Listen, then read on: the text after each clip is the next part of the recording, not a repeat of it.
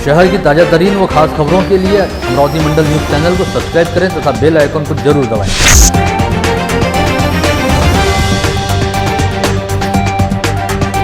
नमस्कार, दैनिक अमरावती मंडल के मंडल news bulletin में आप सभी का स्वागत है। आइए पेश करते हैं आज की कुछ खास खबरें।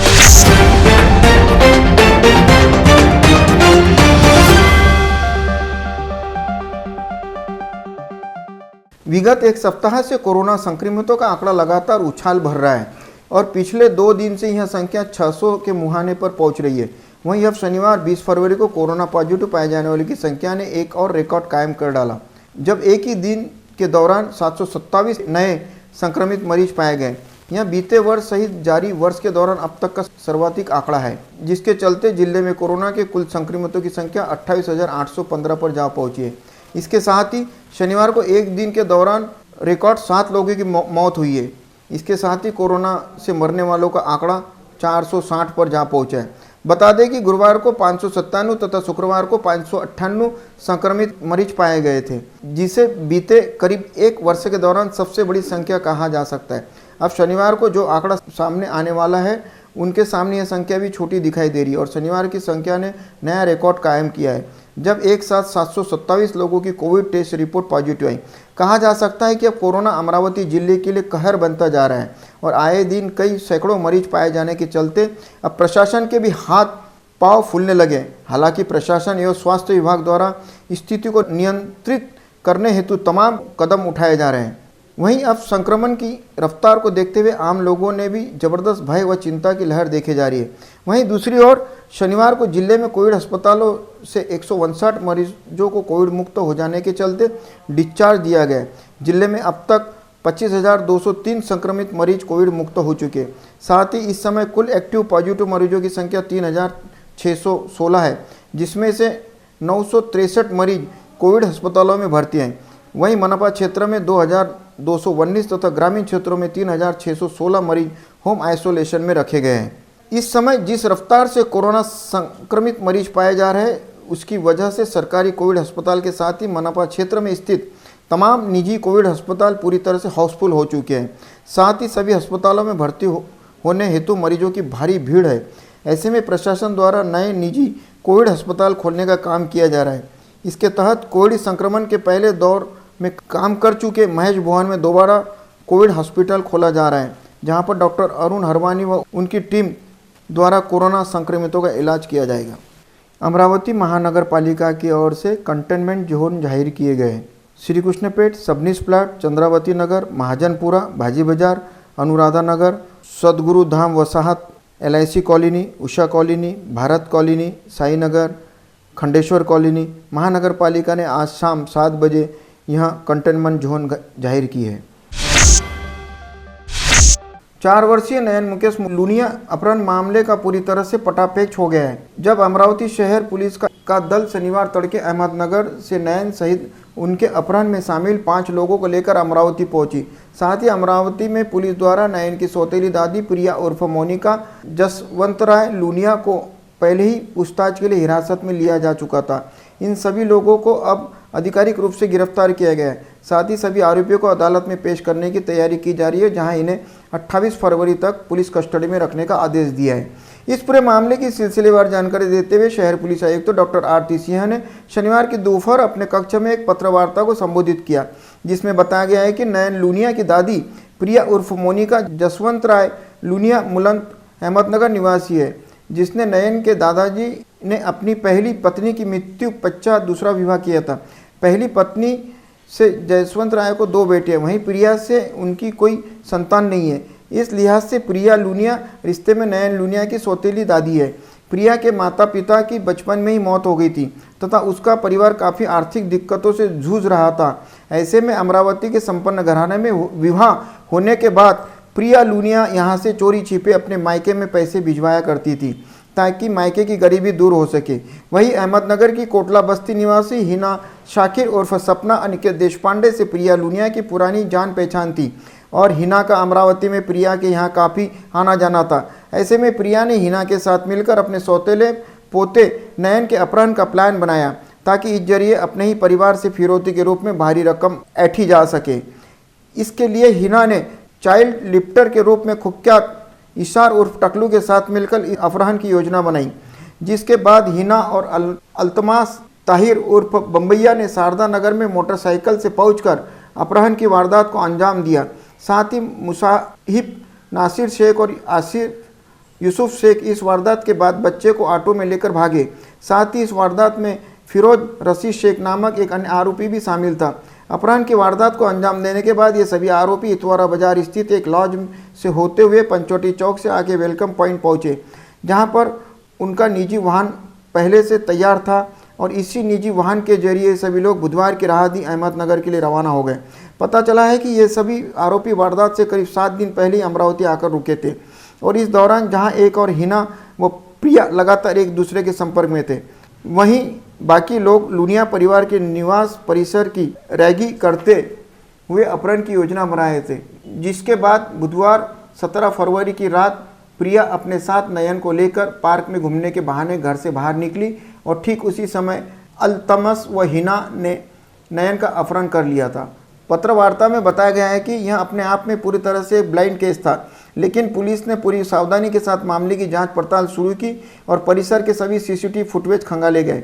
पुलिस आयुक्त डॉक्टर आरती सिंह के मार्गदर्शन में डीसीपी शशिकांत सातव ने पूरा समय मामले को राजापेट थाने में बैठकर मॉनिटर किया, जिसके चलते राजापेट थाना पुलिस सहित क्राइम ब्रांच और साइबर पुलिस की टीम इस मामले की जांच में जुटी रही।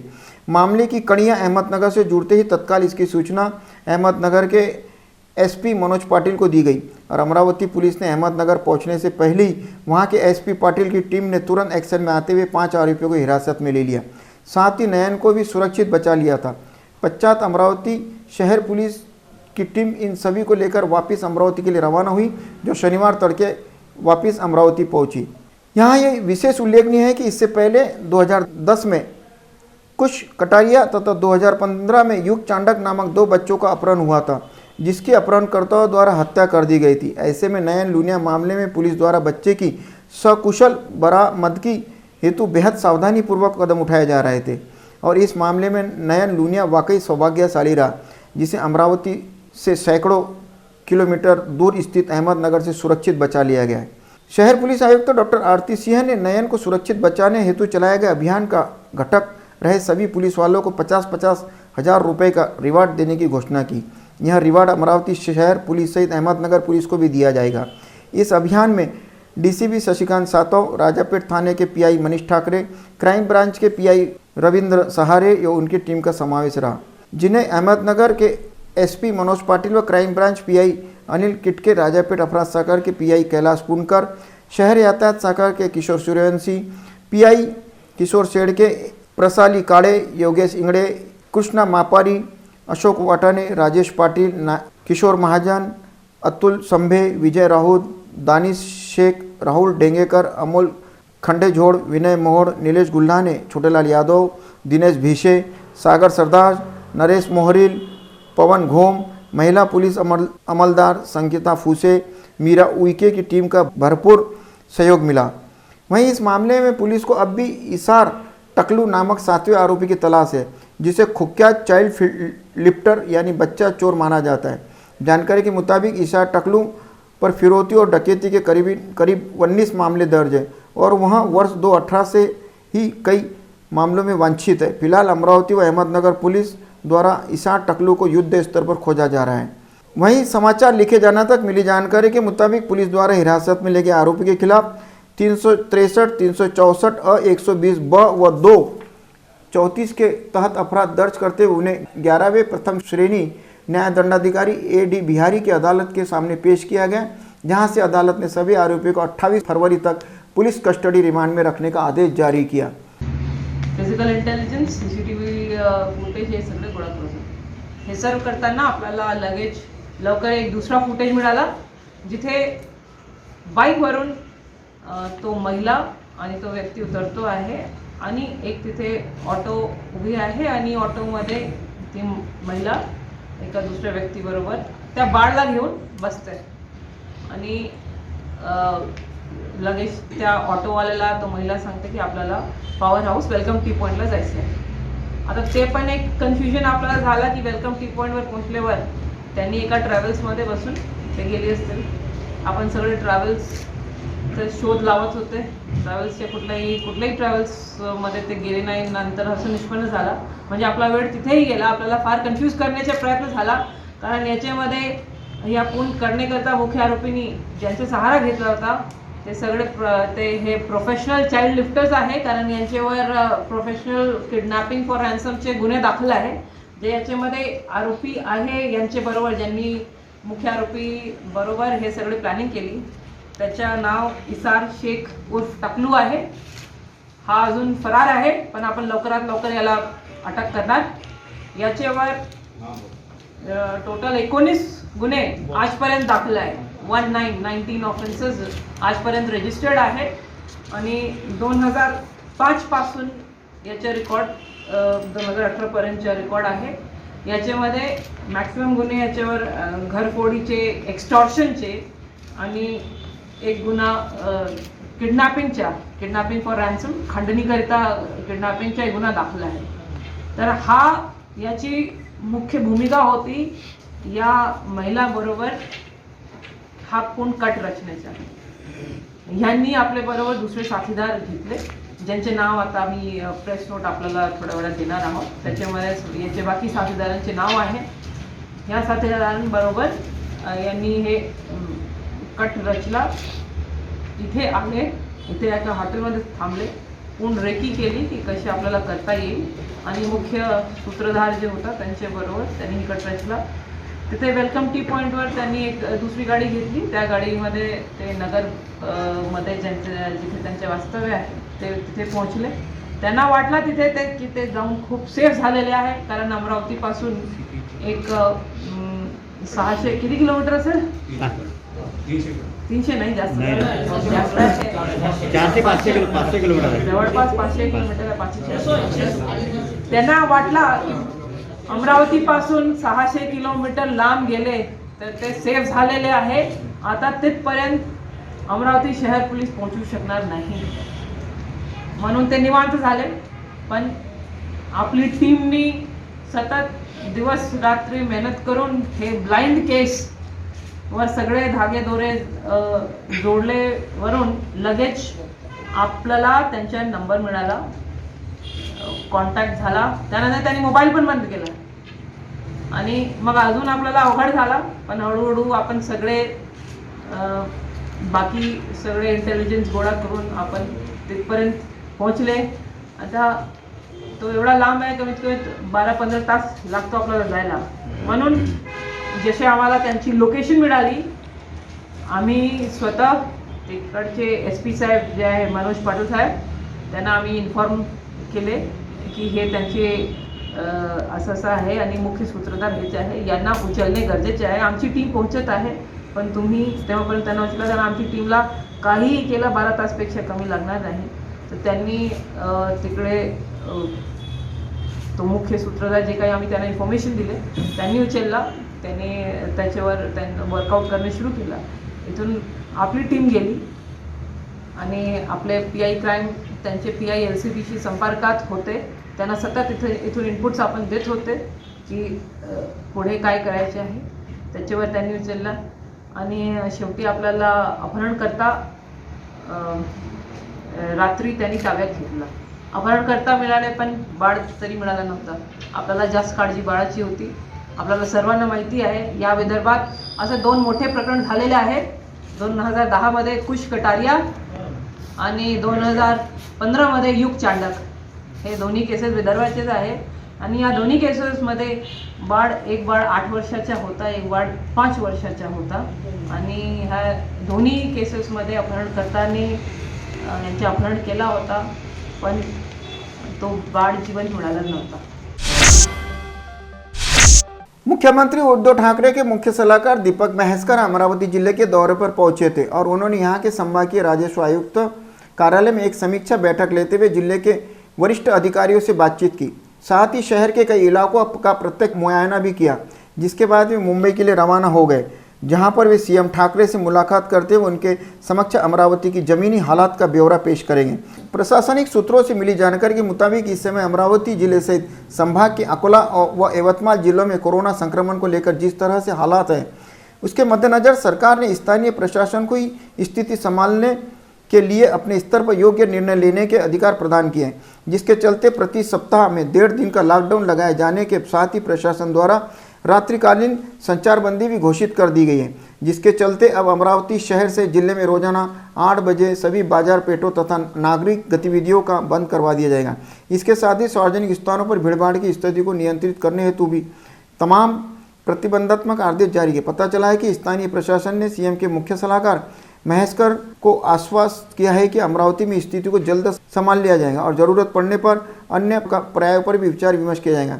ऐसे में संभावना जताई जा रही है कि यदि तमाम प्रशासनिक प्रयासों के बाद भी संक्रमितों की संख्या में कमी नहीं आती है तो संक्रमण की रफ्तार को नियंत्रित करने के लिए प्रशासन द्वारा प्रतिबंधों की शर्तों को और भी अधिक कड़क किया जा सकता है और शहर एक बार फिर लॉकडाउन की ओर जा सकता है।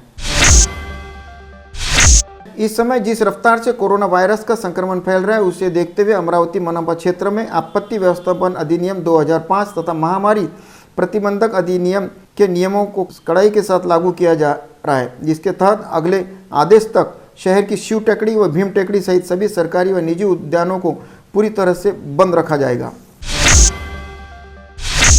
वेस्टर्न रेलवे ने रेलवे यात्रियों को बड़ी सौगात दी है। वेस्टर्न रेलवे ने यात्रियों की सहूलियत के लिए कई और स्पेशल ट्रेनों को चलाने का ऐलान किया है। वेस्टर्न रेलवे द्वारा जिन रूटों पर नई स्पेशल ट्रेन चलाने का ऐलान किया गया उनमें सूरत अमरावती, ओखा तुतीकोरिन, पोरबंदर कोचुवेली और इंदौर गांधीनगर शामिल है। इन सभी ट्रेनों में यात्रा के लिए पैसेंजर को पहले से रिजर्वेशन करवाना होगा और यात्रा के दौरान कोरोना के प्रसार को रोकने के लिए बनाए गए प्रोटोकॉल का पालन करना होगा। सूरत से अमरावती सुपरफास्ट स्पेशल हफ्ते में 2 दिन ये ट्रेन 26 फरवरी से अपनी सेवाएं शुरू करेगी।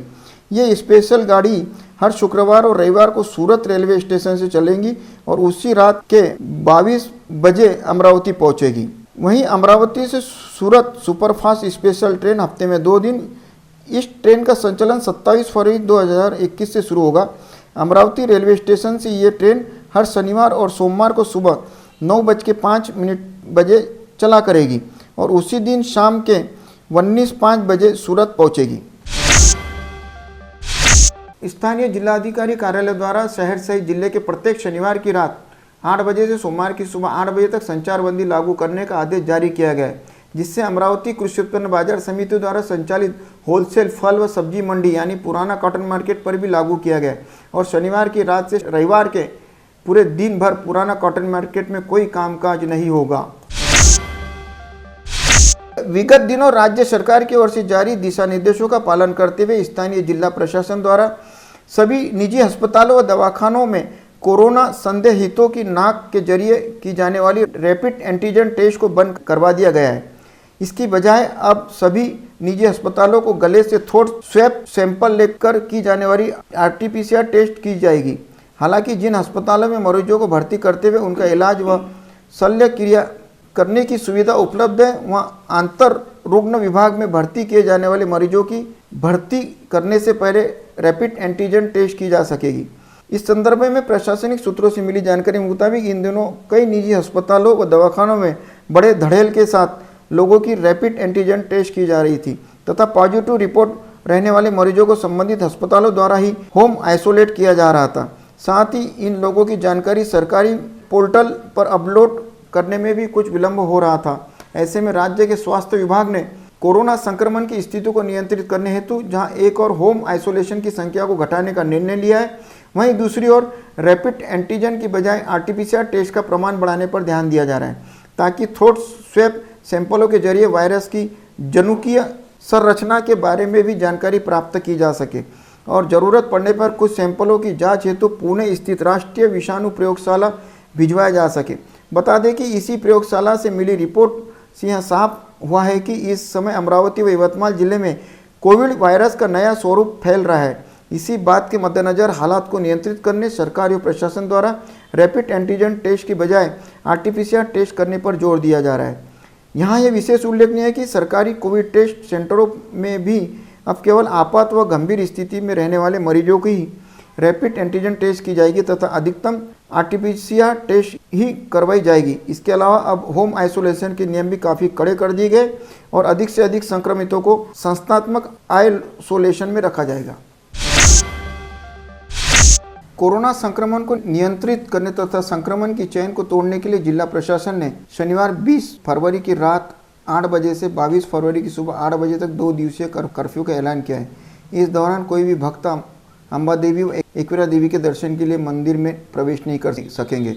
इस तरह की सूचना अम्बा देवी संस्था की अध्यक्षा विद्याते देशपांडे ने दी है। शहर के साथ साथ ग्रामीण क्षेत्रों में भी दिनों दिन कोरोना संक्रमित मरीजों का बढ़ता प्रादुर्भाव ध्यान में देते हुए खबरदारी के उपाय के लिए जिला परिषद के स्वास्थ्य विभाग की नियंत्रणा भी काम पर लग गई है। कॉन्टैक्ट ट्रेसिंग तथा डोर टू डोर स्वास्थ्य जांच आदि उपाय अमल में लाए जा रहे हैं। इस दौरान कोरोना का प्रादुर्भाव कम होने से बंद किए गए तहसील के कोविड केयर सेंटर फिर शुरू करने के निर्देश मुख्य कार्यपालन अधिकारी अमोल एंडगे ने दिए। आज 20 फरवरी को मनपा आयुक्त ने home quarantine swap centre super spreader war room जन जागृति संदर्भ में बैठक ली। जोन अंतर्गत आने वाले व्यापारी वर्ग के लिए स्वैप सेंटर की सुविधा उपलब्ध कर दी गई है। इन सभी स्थिति की समीक्षा की गई। यहाँ आवश्यक रहने वाले सभी मुद्दे तत्काल उपलब्ध करा देने के निर्देश इस समय उन्होंने संबंधितों को दिए। यहाँ बड़ी मात्रा में व्यापारी वर्ग तथा उनकी आस्थापना में काम करने वाले कर्मचारियों ने कोरोना टेस्ट करवा ली। 5 जोन अंतर्गत सुपर स्प्रेडर की जांच मुहिम अमल में लाई जा रही है। इस बैठक में जोन के सहायक आयुक्त के साथ चर्चा की और उन्हें सूचना दी कि यहां मानव संसाधन व तकनीकी मुद्दे तत्काल उपलब्ध कर दे। अमरावती मनपा प्रशासन की ओर से कोरोना के बढ़ते प्रकोप को देखते हुए मनपा क्षेत्र के अलग अलग जोन में कोविड सेंटर बनाए गए। आज भाजी बाजार मनपा स्कूल के कोविड सेंटर में 165 लोगों की जाँच की गई। इनमें से 5 लोग कोरोना संक्रमित पाए गए। जिले में कोरोना बाधितों की संख्या बढ़ रही है, जिसमें वीक एंड लॉकडाउन शुरू किया गया है। अब बड़ा लॉकडाउन टालना हो तो समय पर दक्षता बरतनी चाहिए। उसके लिए नागरिकों ने प्रशासन के प्रयासों को साथ देनी चाहिए। इस तरह का आह्वान करते हुए राज्य की महिला व बाल विकास मंत्री और जिले की पालक मंत्री यशोमती ठाकुर ने दक्षता नियम न पालने वालों पर कड़ी कार्रवाई के निर्देश यंत्रणा को दिए। जिले में कोरोना बाधितों की संख्या बढ़ रही है, फिर भी लोग सतर्कता नहीं बरत रहे। इस तरह की शिकायतें आ रही है। बाधितों की श्रृंखला तोड़ने के लिए फिलहाल शनिवार रात 8 बजे से सोमवार की सुबह 8 बजे तक लॉकडाउन शुरू है। मजबूरन उसे बढ़ाने की नौबत न आने दें, जिससे सभी ने सतर्कता बरतनी होगी। यंत्रणा ने भी गैर जिम्मेदारी से रहने वाले लोगों पर तथा होम क्वारंटाइन के नियमों का पालन न करने वालों पर कड़ी कार्रवाई कर शिस्त लगाने के निर्देश यशोमती ठाकुर ने दिए।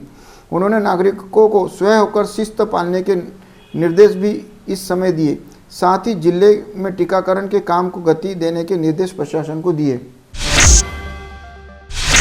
कोरोना के बढ़ते संक्रमण को देखते हुए जिलाधिकारी शैलेश नवाल की मौजूदगी में आज जिलाधिकारी कार्यालय के सभागृह में शहर के सभी मंदिर मस्जिदों के धर्म गुरुओं की बैठक बुलाई गई थी। इस बैठक में मनपा आयुक्त प्रशांत रोडे सहित मंदिर मस्जिदों के धर्म गुरु मौजूद थे। इनमें जमीयत उलेमा हिंद के हाफिज नाजिम अंसारी, जामा मस्जिद समिति अध्यक्ष हाजी मोहम्मद शकील, हाजी शेख अहमद, साईं बाबा ट्रस्ट के शरद दातेराव, अम्बा देवी संस्था के सचिव रविंद्र करवे, फादर जोसलिन मौजूद थे। इस महत्वपूर्ण बैठक में जिलाधिकारी शैलेश नवार ने विविध धर्मगुरुओं से संवाद साधते हुए अपील की कि प्रार्थना स्थलों पर भीड़ टालने के लिए प्रशासन को पूरी तरह से सहयोग करें। जिलाधिकारी ने कहा कि इन दिनों कोरोना का संक्रमण तेजी से बढ़ रहा है, इसके लिए भीड़ सबसे ज़्यादा जिम्मेदार है। इसलिए भीड़ टालने के लिए प्रशासन को सभी धर्मगुरुओं ने सहयोग देना चाहिए। कोरोनाचा प्रादुर्भाव पुन्हा वाढत असल्यामुळे शासनाने ज्या काही सूचना मंदिराच्या दर्शनाच्या बाबतीत आम्हाला आजच्या सभेमध्ये मीटिंगमध्ये केलेल्या आहेत, त्यामध्ये मुख्यतः त्यांनी सांगितलेलं आहे की शक्यतोवर आरतीच्या वेळेस गर्दी होऊ देऊ नका। 2-3 लोकांच्यापेक्षा अधिक लोक त्यावेळेस उपस्थित ठेवू नका किंवा आरतीच्या वेळेस लोकांची गर्दी होणार नाही याची दक्षता मंदिर व्यवस्थेने करावी। या प्रकारचं मार्गदर्शन आम्हाला या ठिकाणी करण्यात आलेलं आहे। जिलाधिकारी ने बताया है कि हम जो है अपने इबादत गाहों में कम तादाद में जाएं, 5 अलग अलग मौके पर नमाज़ पढ़ के वापस आ सकते हैं। कहीं भीड़ ना हो, चाहे मस्जिद हो चाहे और भी चौक वगैरह पे भीड़ भाड़ ना हो। हम अगर हमारी इबादत करना चाहते हैं, अल्लाह की इबादत करना चाहते हैं तो 5 की तादाद में पहुंच सकते हैं। जैसे पुराने संजार बंदी के टाइम हमने प्रार्थना की तो अपने घर में बैठ के प्रार्थना की, वैसे करना जरूरी है। गर्दी बिल्कुल नहीं करना चाहिए। चर्च सवेरे बंद करते हुए अभी कुछ अल्प समय के लिए हमारे घर में बैठ कर प्रार्थना करें। सिर्फ 5 लोग 10 लोग आना बहुत मुश्किल हो जाता है, इसलिए गर्दी न करते हुए हम अपने घर में बैठे प्रार्थना करें। सार्वजनिक निर्माण कार्य विभाग के अनेक कनिष्ठ स्थापना अभियंताओं की सेवा में तकनीकी बाधाएं आने से सेवा में दिक्कतें आ रही है। राज्य की महिला व बाल विकास मंत्री तथा जिले की पालक मंत्री एडवोकेट यशोमती ठाकुर ने इसे लेकर लगातार पत्र व्यवहार किया, जिसके बाद तकनीकी बाधाओं को दूर कर सरकार की ओर से नया निर्णय पारित किया गया है, जिसका लाभ अभियंताओं को होगा। वही विविध प्रशासकीय प्रक्रिया को गति मिलेगी। यहाँ बता दें कि अभियंताओं की मांग को ध्यान में रखकर पालक मंत्री यशोमती ठाकुर ने सार्वजनिक निर्माण कार्य मंत्री अशोक चौहान को निवेदन किया था। तहसील अंतर्गत आने वाली मुनवाड़ पुसनेर गांव पहला डिजिटल विलेज होगा, जिसके डिजिटलाइजेशन का कार्य शुरू कर दिया गया है। इस अवसर पर गांव के कुछ छात्रों और छात्राओं को विद्युत वरिष्ठ तज्ञ सचिन पलस्कर, सचिन मोरकर, सविता ठाकरे, आशीष खड़से, प्रफुल्ल पंद्रे ने ऑनलाइन मीटर जांच, ऑनलाइन घरगुती आवेदन भरने, ऑनलाइन बिजली की शिकायत देने आदि का प्रशिक्षण दिया। इस समय गांव के 130 परिवारों ने सहभाग लिया। एक और जहां पिछले 1 साल में कोरोना संकट काल में अनेक लोगों के रोजगार ठप हो गए, आर्थिक स्थिति पूरी तरह से बिगड़ गई, व्यवसाय अभी सही स्थिति में नहीं है। ऐसी विकट परिस्थिति में वरुड़ तहसील अंतर्गत आने वाले काटी ग्राम के एक युवा किसान ने हरी मिर्च को दाम न होने की वजह से उसे पौधों पर ही सुखाकर उसका रूपांतर लाल मिर्ची में कर लाखों रुपए का मुनाफा कमाया। युवा किसान द्वारा इस नए उपक्रम की सर्वत्र प्रशंसा की जा रही है। तहसील अंतर्गत आने वाले राजूरा बाजार हरी मिर्च के लिए देश भर में प्रसिद्ध है। विदर्भ में सेंद्रीय पद्धति से आलू की खेती का चलन नहीं है। धामनगांव रेलवे के युवा किसान सचिन महले ने अपने आधे एकड़ खेत में सेंद्रीय खेती के माध्यम से आलू की फसल का उत्पादन किया, जिसमें उसे आर्थिक लाभ हुआ। युवा किसान सचिन महले द्वारा किया गया प्रयोग सफल रहा। सेंद्रीय खेती द्वारा आलू का उत्पन्न लेने वाला पहला किसान है। कोरोना महामारी के चलते पिछले वर्ष जारी किए गए लॉकडाउन के बाद न्यायालय का कामकाज कुछ महीने तक आधे दिन चलता था, लेकिन बीते 1 महीने से अमरावती न्यायालय का कामकाज पूर्ण समय शुरू हो गया था। उसी दौरान अमरावती में अचानक कोरोना बाधितों की संख्या तेजी से बढ़ती गई। अमरावती जिला सत्र न्यायालय के 60 से ज़्यादा वकील और न्यायाधीश कामकाज संभालने वाले कर्मचारी कोरोना बाधित पाए जाने से जिला वकील संघ ने चिंता जताई थी। हाल ही में जिला वकील संघ ने न्यायाधीश को निवेदन देकर इस पर उपाय सुझाने की मांग की थी, जिसके चलते अब कोर्ट में जिस व्यक्ति की तारीख पेशी है अथवा जिस गवाह का बयान दर्ज करवाना है, केवल उसे ही टोकन देकर न्यायालय में प्रवेश दिया जाएगा। इस कारण आज पहले ही दिन न्यायालय परिसर के ई सेवा केंद्र पर टोकन लेने पक्षकारों की लंबी कतार लगी हुई थी। परतवाड़ा एसडीओ कार्यालय में आज शनिवार को व्यापारियों की सभा ली गई। सभा में नगरपालिका मुख्याधिकारी भी उपस्थित थे। एसडीओ संदीप कुमार अपार ने कोरोना से बचाव के सख्त निर्देश उपस्थित व्यापारियों को दिए। एसडीओ ने कहा कि ये सब आप लोगों की सुरक्षा की दृष्टि से जरूरी है। हम बचेंगे तो शहर भी बचेगा। अब सख्ती बरतने का समय आ गया है। शहर में रोजाना संक्रमितों की संख्या बढ़ रही है। मास्क लगाना, सैनिटाइज का उपयोग और तन की दूरी बनाए रखने के 30 सूत्रीय नियमों का पालन करने की जिम्मेदारी अब व्यापारियों को भी लेनी पड़ेगी। सभा में कोरोना मरीजों का ध्यान रखते हुए पिंपरकर मार्ग और श्रीनिवास मार्ग को कंटेनमेंट जोन घोषित किया गया है। इन दोनों गलियों का समस्त व्यापार पूर्णतः बंद रहेगा। उसी प्रकार कंटेनमेंट जोन के प्रत्येक नागरिकों को कोरोना जांच के लिए बंधनकारक कोरोना जांच करानी होगी। एसडीओ ने व्यापारी से कहा कि स्थिति से निपटने के लिए अब आवश्यकता अनुसार कंटेनमेंट जोन बनाए जाएंगे। अपना व्यापार करते समय व्यापारी की ओर से भी ज़्यादा सतर्कता से काम करना होगा। सभा में अजय अग्रवाल, मनीष अग्रवाल, आकाश श्रीवास्तव, राहुल वस्तानी, भारत दत्तानी, दिलीप चंदवानी, अशोक जीवतानी, शिव बंसल, आशीष जैन, आशीष अग्रवाल आदि मान्यवर उपस्थित थे। राज्य में कोरोना संदर्भ के नियमों की ओर हो रहा नागरिकों का दुर्लक्ष्य के चलते कोरोना मरीजों की संख्या फिर एक बार बढ़ने लगी है। कोरोना प्रतिबंधात्मक नियम पालने के संदर्भ में सरकार बार बार आह्वान कर रही है, किंतु ऐसा रहते हुए भी कुछ लोग इस नियमों की सरेआम धज्जियां उड़ा रहे हैं। इस कारण अब राज्य सरकार फिर से नाइट कर्फ्यू लगाने का विचार कर रही है। इस तरह के स्पष्ट संकेत महाराष्ट्र सरकार के मंत्री विजय वडेट्टीवार ने आज यहाँ दिए। वे पत्रकारों से बातचीत कर रहे थे। नाइट कर्फ्यू के संदर्भ में बोलते हुए वडेट्टीवार ने कहा कि मास्क का इस्तेमाल करना, भीड़ टालना आदि बातों को लोगों ने पालन करना चाहिए। विवाह समारोह की भीड़ टालने के लिए अब हमने मंगल कार्यालयों पर कार्रवाई करना शुरू कर दिया। संभवतः शाम 6 बजे से सुबह 9 बजे तक नाइट कर्फ्यू लगाने का सरकार विचार कर रही है। लोगों ने सतर्कता नहीं बरती तो फिर लॉकडाउन की नौबत आ सकती है। कोरोना के लक्षणों में कुछ बदलाव हुए हैं, किंतु बार बार कहने पर भी लोग बगैर मास्क घूम रहे हैं। वे किसी भी प्रकार की सतर्कता बरतते नहीं दिखा रही है, जिससे अब कुछ कड़े कदम उठाने होंगे और हो सकता है महाराष्ट्र में फिर से लॉकडाउन लग सकता है। स्थानीय फैजरपुरा पुलिस स्टेशन अंतर्गत आने वाले संजय गांधी नगर में 30 वर्षीय नीलेश समाधान मेश्राम नामक युवक ने फांसी लगाकर आत्महत्या की। यह घटना आज सुबह प्रकाश में आई। नीलेश के भाई मुकेश समाधान मेश्राम ने आज सुबह जब दरवाजा खोला तो उसका भाई फांसी पर लटका हुआ दिखाई दिया। फैजरपुरा पुलिस मामले की जांच कर रही है। पिंपड़खूटा स्थित एक विवाहिता ने बोड़ना खेत शिवार के कुएं में कूदकर आत्महत्या करने की घटना कल 19 फरवरी के तड़के 5 बजे के दौरान घटित हुई। संगीता विजय मोड़ 27 पिंपड़खूटा यह आत्महत्या करने वाली विवाहिता का नाम है। संगीता मोड़ यह शौचालय के निमित्त घर से निकल गई थी। पश्चात काफ़ी समय होकर भी वो घर नहीं लौटी, तो जिससे परिजनों ने उसकी तलाश आरंभ की। तब बोड़ना की ही एक कुएं में उसकी लाश पानी में तैरते हुए पाई गई। तहसील के अनसिंह पुलिस स्टेशन अंतर्गत आने वाले बोरी बू में 28 फरवरी को 40 वर्षीय मनोरुग्ध व्यक्ति ने मानसिक संतुलन बिगड़ने के बाद उसने स्वयं की पत्नी पर दराती से हमला किया। इतने पर ही वह नहीं रुका तो उसके बाद उसने गांव के अन्य 4 लोगों पर भी हमला कर उन्हें जख्मी किया। बालाजी उत्तम मापारी यह उस व्यक्ति का नाम है। इस मनोरुग्ण को पुलिस ने गिरफ्तार कर उसे नागपुर भेज दिया है। स्थानीय फैजरपुरा व कोतवाली पुलिस ने 2 अलग अलग जगहों पर शराब की अवैध तस्करी पर रोक लगाने की कार्रवाई की। फैजरपुरा पुलिस ने प्रशांत नगर रोड पर वलगांव निवासी सतीश विठल श्रीवास व शंकर गुजरे इन दोनों को हीरो होंडा फैशन प्रो गाड़ी पर अंग्रेजी शराब ऑफिसर चॉइस की 96 बोतल ले जाते हुए पकड़ा। इसी तरह कोतवाली पुलिस ने राजकमल से गांधी चौक मार्ग पर प्रतीक प्रमोद श्रीवास 30 को होंडा एक्टिवा गाड़ी पर देसी शराब की 2 पेटी ले जाते हुए रंगे हाथ पकड़ा।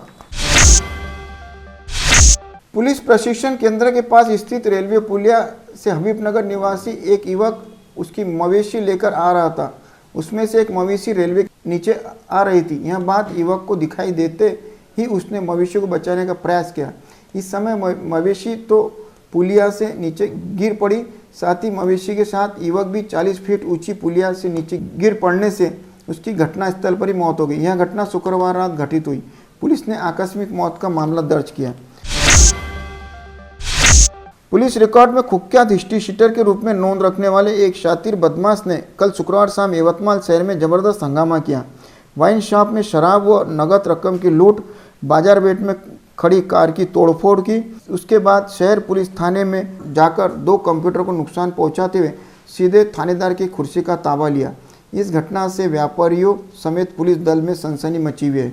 चांद छब्बू कालीवाले 36 तालाब फैल यह इस गुंडे का नाम है। स्थानीय सिटी कोतवाली पुलिस स्टेशन अंतर्गत आने वाली जयस्तंभ चौक से पेट्रोल पंप के पास महिला की 10 ग्राम सोने की चैन अज्ञात चोरों ने उड़ाई। फिरियादी गणेश दिगंबर गोविंदराव 37 पुष्पक कॉलोनी की पत्नी उसकी बेटी के साथ पेट्रोल भरने के लिए जयस्तंभ चौक पेट्रोल पंप पर आई थी। यहीं अज्ञात चोर ने उसकी पर्स छीन ली, जिसमें 10 ग्राम सोने की चैन, 2 ग्राम का लॉकेट, मोबाइल, इस तरह कुल 40,000 का माल उड़ा लिया। शिकायत पर कोतवाली पुलिस ने अज्ञात आरोपी के खिलाफ अपराध दर्ज किया है। जिले के तलेगांव पुलिस स्टेशन तक अंतर्गत आने वाले देवगांव पुलगांव हाईवे पर शेर पंजाब ढाबे के सामने तेज रफ्तार से आने वाले हार्वेस्टर की मोटरसाइकिल को टक्कर लगने से हुई दुर्घटना में मोटरसाइकिल पर सवार वृद्ध की मौत हो गई तथा अन्य एक जख्मी हो गया। रामराव महादेवराव राउत 65 यह दुर्घटना में मृत व्यक्ति का नाम है।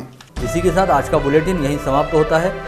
कल दोबारा आप सभी से मुलाकात होगी ऐसे ही कुछ खास खबरों को लेकर। तब तक के लिए नमस्कार।